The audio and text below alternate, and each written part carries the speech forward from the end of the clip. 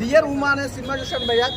చాలా రోజుల తర్వాత ఇంత మంచి అద్భుతమైన కాన్సెప్ట్ తోటి రావడం నాకు చాలా హ్యాపీగా ఉంది. నిజంగా సొసైటీలో ఎలా జరుగుతుంది ఏ సంగతి కట్టుగా నిజంగా చెప్తున్నా. ప్రతి బిట్ కూడా చాలా అద్భుతంగా చూపించారు.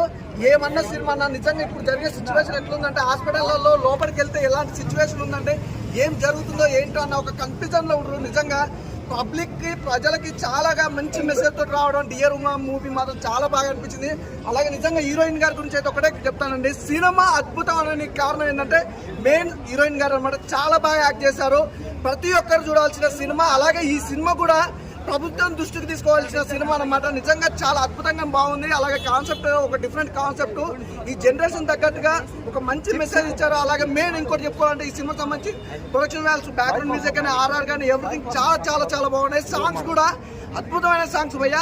తప్పకుండా థియేటర్కి వెళ్ళి చూడాల్సిన సినిమా డియర్ ఉమా. అస్సలు మిస్ అవుతూ చాలా బాగుంది బ్రదర్. Thank you.